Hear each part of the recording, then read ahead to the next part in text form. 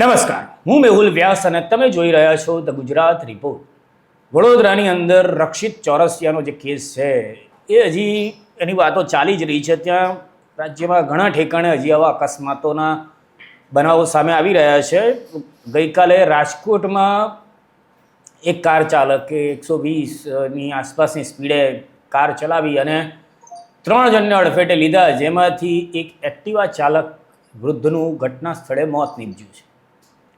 આ ઘટનાની વિગતે વાત કરીએ તો રાજકોટમાં 16મી માર્ચની રાત્રે લગભગ 10-10:30 વાગ્યાની વચ્ચે આ ગમખ્વાર અકસ્માત સર્જાયો હતો, જેમાં ફૂલ સ્પીડે આવતી કારે રસ્તે જતા 3 જેટલા વાહનોને ટક્કર મારી હતી.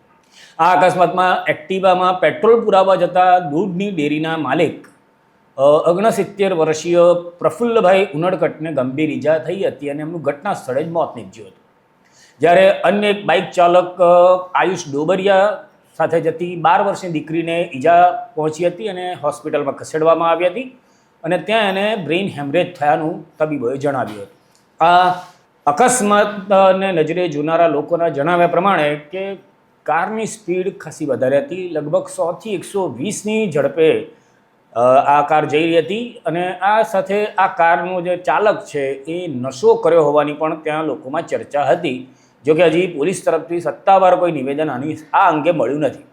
આ ઘટના બાદ માલવીયાનગર પોલીસે કાર ચાલકની અટકાયત કરી લીધી હતી, કારણ કે લોકોએ એને પકડી લીધા હતા.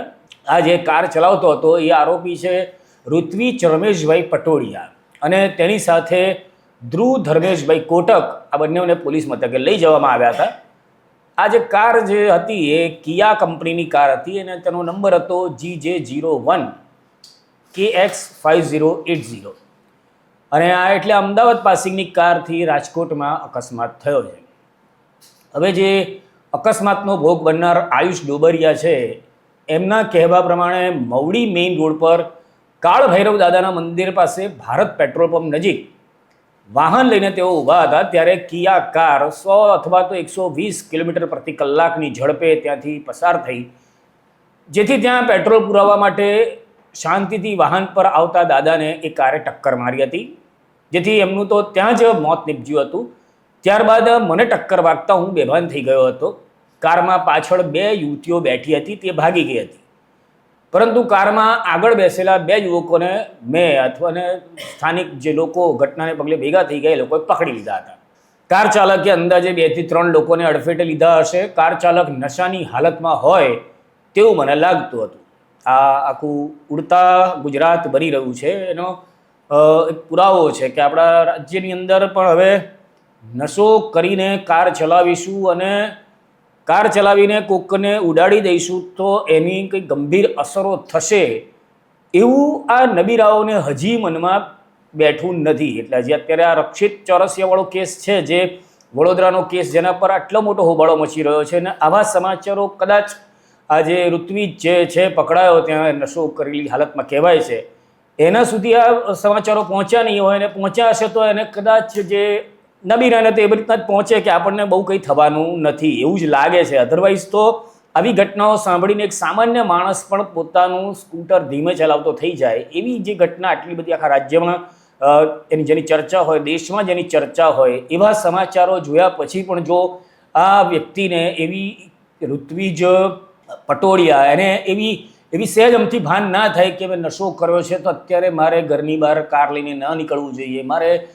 બહુ સ્પીડમાં કાર ના ચલાવવી જોઈએ, એવું ભાન ના થાય. એટલે એમની પાસે આ પૈસાનો, બાપના પૈસાનો કેટલો બધો મદ હશે એ આપણને સમજી શકાય એવી વાત છે.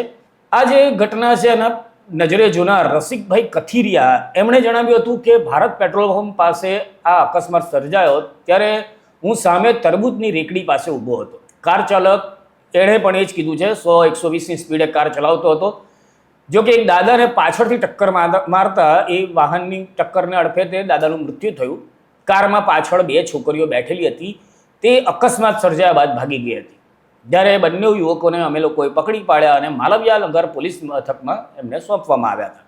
એટલે આખી ઘટનામાં વાત એટલી જ છે કે હવે આના પર કદાચ પોલીસ કાર્યવાહી થશે, કદાચ નશો નહીં કરેલા પણ સાબિત થાય, કદાચ અમે ભૂલથી ચલાવી દીધી હતી એવું બધું થઈને કાં તો પછી એક નિબંધ લખાવી દેવામાં આવશે જે પૂનાના કેસમાં થયું હતું, અને કદાચ વડોદરાના કેસમાં પણ આવું થઈ શકે છે. એટલે આપણા દેશમાં અને ગુજરાતમાં ગમે તે થઈ શકે છે આવું બધું. તો આ પણ છતાં જે નબીરાઓ છે, કદાચ કોઈક નબીરા સુધી આ મારી વાત પહોંચે તો એટલું સમજી લો કે આ ગુજરાતના રસ્તાઓ તમારા બાપના નથી.